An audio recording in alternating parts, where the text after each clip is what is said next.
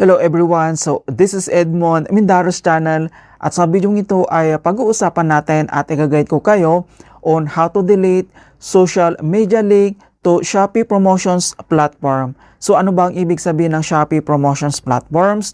Refers to the marketing center and in-app and desktop hub where sellers create deals and boast sales and buyers discover a discount.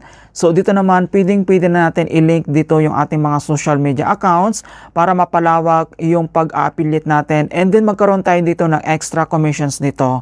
Ayan, so mas maganda kasi na nililink din natin dito sa Shopee Promotions Platform kapag ikaw ay nag-affiliate. Pero may option naman yan kung gusto mong i-delete or gusto mong mag-unlink dito. Kaya kung hindi mo kabisado kung paano yan gawin, then stay tuned ka lang at start na natin.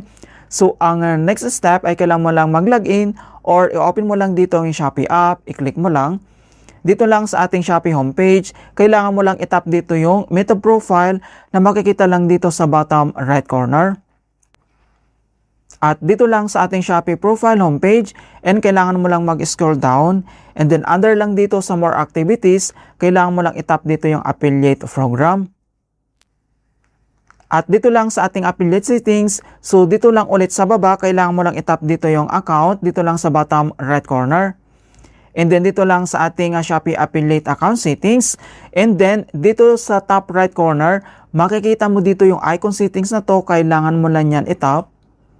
Ayan, so makikita mo na dito yung settings. And then, so under lang dito sa my account, kailangan mo lang i-select dito yung promotions platform and then i-click mo lang. Okay, so dito na tayo sa promotions platform. So dito naman, pwede tayo mag-link dito yung mga social media natin. So itap mo lang dito yung add promotions platform. And then makikita mo naman dito kung ano yung social media na pwede natin i-link like TikTok, Instagram, Facebook, YouTube, Twitter, and other accounts dito. So select ka lang dito, so itap mo lang and then kailangan mo lang itap dito yung confirm to link. So ilalagay ko sa description box kung paano ba mag-link ng social media dito lang sa Shopee Promotions Platform. So since nakapag-link na tayo dito ng social media natin like yung TikTok and then yung YouTube natin, so pwede naman natin itong i-delete or remove. And yung iba kasi ng mga viewers natin na nagsasabing wala pong options to delete, so mayroon po yan mga kaibigan, and then ipoproof natin na pwede tayong mag-delete dito ng social media na nakalik lang dito lang sa ating Shopee Promotions Platform. Okay, so dito lang sa top right corner, makikita mo dito yung edit mga kaibigan, itap mo lang. Okay, so once na-tap mo na yan, and then dito naman sa left corner, makikita mo yung square box na mag-a-appear lang dito besides sa social media na nakalink dito. So, select ka lang dito kung ano yung social media na gusto mong i-delete. So, for example, ito yung TikTok natin na account. Select mo lang yung box. Ayan. Okay, so dito naman sa baba, makikita mo naman dito yung delete options. So, makikita nyo na dito mga kaibigan na mayroon po itong delete options dito. Pwede tayo dito mag-delete or mag-remove. So, itap mo lang dito yung delete. Ayan. So, makikita mo naman dito na na-delete na natin dito yung TikTok account na nakalink dito. So, wala na po siya dito. And then, itap mo lang dito yung save. Dito lang sa top right corner.